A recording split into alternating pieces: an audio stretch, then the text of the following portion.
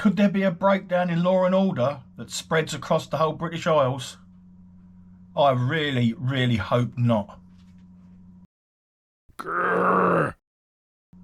Hello, welcome to another rants video, and a few other YouTubers and posters have alluded to this, that the country, not just England but Ireland, Wales, Scotland, it's a powder keg. It could explode. It wouldn't take much now, but there are lots and lots of pieces of this jigsaw that are adding to a sort of an underground swell of anger throughout the whole country. You can have a conversation in any pub, anywhere you go, and people are touching on the same things.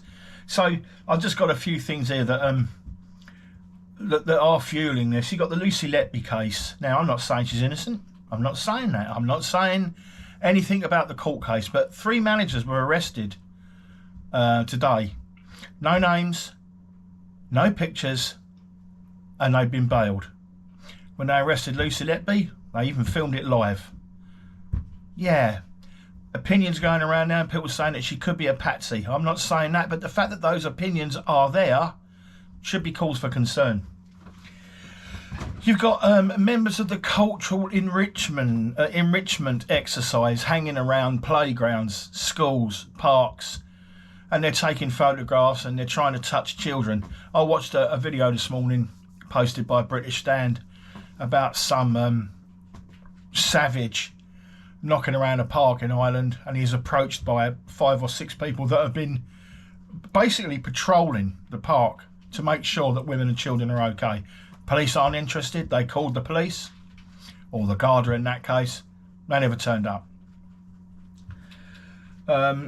Lucy Connolly, one silly post that she retracted, fast-tracked into prison.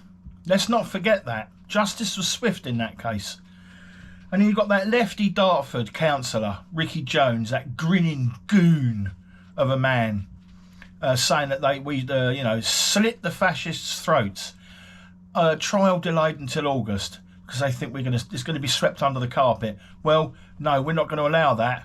We want to know what's going to happen, and you've got to get it right. They've got to get it right. You've got cabinet members and other MPs opposing a grooming gang inquiry, and folk being called fascist for wanting one. And then you've got the alleged Minister for Safeguarding. She seems to do the absolute opposite, but then again she has to, because she relies on the, let's say, the people that represent the certain gangs. She relies on their vote. She only got in by a fag paper last time.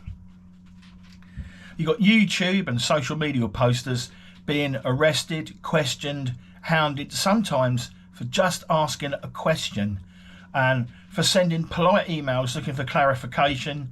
Then some wet wank, hand-wringing snowflake bastard reports them to the police and says, I'm being stoned. Next thing you know, they're knocking on the door and slapping the cuffs on people in front of their kids. Unacceptable.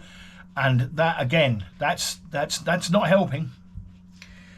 You got daily arrivals of boats carrying third world gash, and they just get off the boat, disappear into the ether, only to turn up a few hours later with a state-sponsored e-bike, mobile phone, and a job delivering fast food.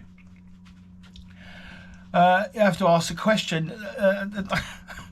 I've touched on it before. Is the Home Office complicit? You take all of these things, and there's many, many, many more, and you add them up. It's only going to take a tiny spark, and the whole thing is going to blow. I don't want to see this. No one wants to see that. The people that are controlling this country, whether it be the establishment, the government, the judiciary, you've got to wake up. You've got to wake up, you've got to look around, and you've got to listen. And if you don't listen and if you don't act, well, you've been warned. But I'll say it again, no one wants to see it. Thanks for watching. Please like and subscribe if you can, and I'll see you on the next one.